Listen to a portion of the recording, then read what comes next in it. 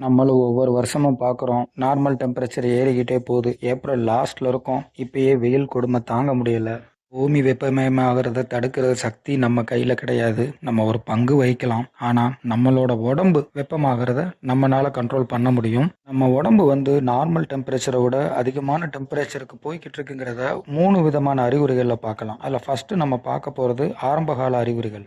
ஸ்டேஜஸில் உங்கள் பாடியை ஹீட் ஆகிறது தெரியும். வேர்வை நார்மலை விட கொஞ்சம் அதிகமாக உங்களுக்கு வர்ற மாதிரி உங்களால் ஃபீல் பண்ண முடியும். தாகமும் வாய் வறட்சியும் அதிகமாகிட்டே இருக்கும். தலைவலி வர ஆரம்பிக்கும். டயர்ட்னஸ் கொடுக்கும். சிலருக்கு லேசாக தலை சுற்று வரும். இது எல்லாமே ஹீட்னால நம்மளுக்கு வர ஆரம்ப கால அறிகுறிகள்.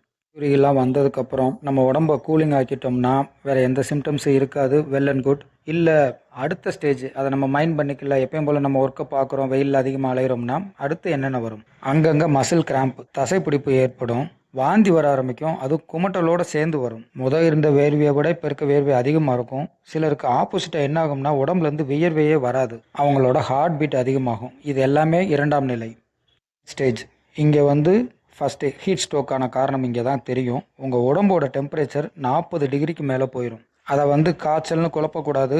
அதுக்கு பேராஸ்டமால் எடுக்கிறோம், அந்த மாதிரி எந்த ஒரு ரிஸ்க்கும் எடுக்கக்கூடாது.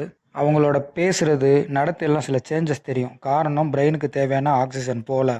உடம்பு ஹீட்டு குறையவே செய்யாது.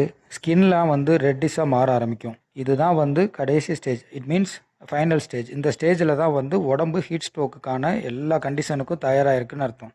பொதுவாக அந்த செகண்ட் ஸ்டேஜ்லேயே மோஸ்ட்லி நம்ம எல்லா சிம்டம்ஸையும் கண்டுபிடிச்சிருவோம். தேர்ட் ஸ்டேஜ் ரொம்ப ரேராக தான் நடக்கும். அந்த ஹீட் ஸ்ட்ரோக் எப்போ வருதோ அது பயங்கர ரிஸ்கியர். அதனால் யாராவது வீட்டில் வெயிலில் அலையிறவங்களோ, மார்க்கெட்டிங் ஸ்டாஃபோ, இல்லை ரொம்ப வெயிலில் போகிறவங்க இப்படி இருந்தாங்கன்னா, இந்த சிம்டம்ஸ் ஏதாவது தெரிஞ்சிச்சுன்னா உடனே அவங்களுக்கு மெடிக்கல் அட்டென்ஷன் தேவை.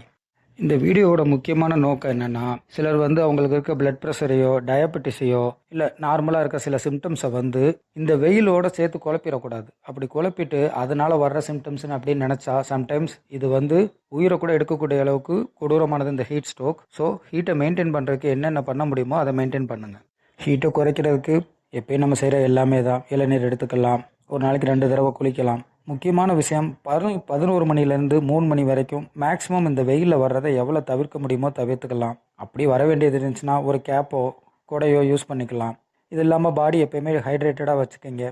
அந்த ஹைட்ரேட்டடாக வைக்கிற டயத்தில் தேவையில்லாத எந்த ஒரு ஃபிசிக்கல் ஆக்டிவிட்டீஸும் வேண்டாம். இந்த மாதிரி எல்லாத்தையும் மெயின்டைன் பண்ணிக்கிட்டு இருந்தோம்னா ஹீட் ஸ்ட்ரோக்லேருந்து எஸ்கேப் ஆகலாம். இந்த வருஷம் ஹீட் இன்னும் அதிகமாக தான் இருக்கும். நார்மலை விட 5 டிகிரிஸ் வரைக்கும் கூடும் அப்படின்னு சொல்கிறாங்க. அப்போது அதுக்கேற்ற மாதிரி நம்ம உடம்பை எக்யூப் பண்ணி வச்சுக்கணும். நன்றி, வணக்கம்.